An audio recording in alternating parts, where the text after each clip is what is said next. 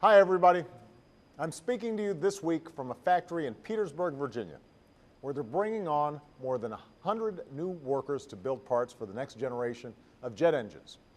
It's a story that's happening more frequently across our country. Our businesses just added 233,000 jobs last month, for a total of nearly 4 million new jobs over the last 2 years. More companies are choosing to bring jobs back and invest in America. Manufacturing is adding jobs for the first time since the 1990s, and we're building more things to sell to the rest of the world, stamped with 3 proud words: Made in America. And it's not just that we're building stuff, we're building better stuff. The engine parts manufactured here in Petersburg will go into the next generation planes that are lighter, faster, and more fuel efficient.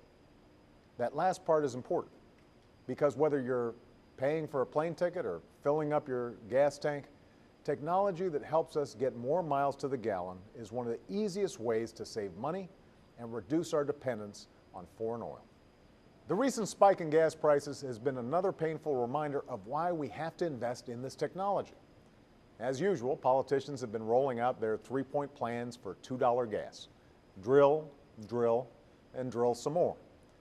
Well, my response is we have been drilling. Under my administration, oil production in America is at an 8-year high. We've quadrupled the number of operating oil rigs and opened up millions of acres for drilling.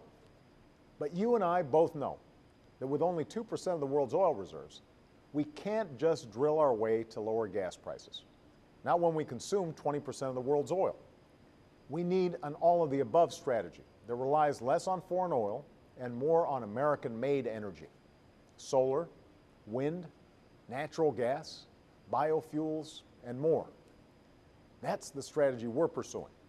That's why I went to a plant in North Carolina earlier this week, where they're making trucks that run on natural gas and hybrid trucks that go further on a single tank.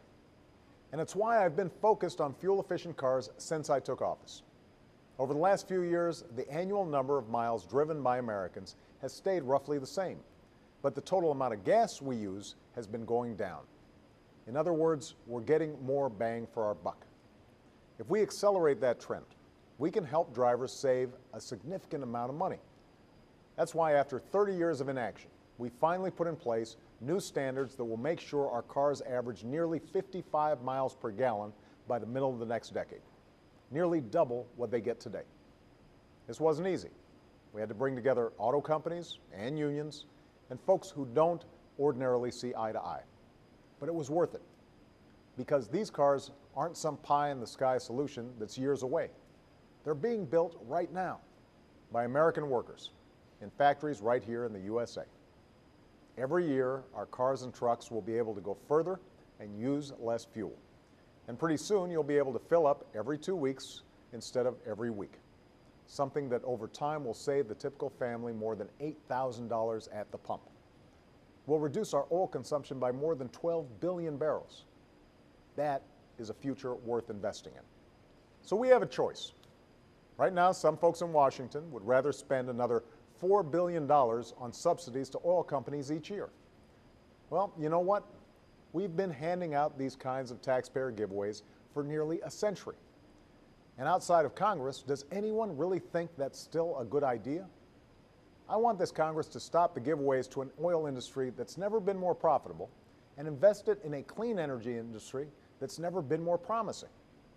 We should be investing in the technology that's building the cars and trucks and jets that will prevent us from dealing with these high gas prices year after year after year.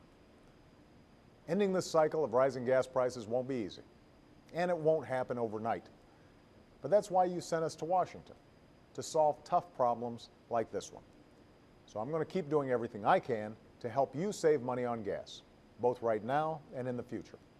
I hope politicians from both sides of the aisle join me.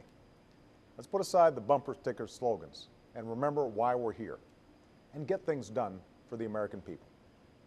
Thank you, God bless you, and have a great weekend.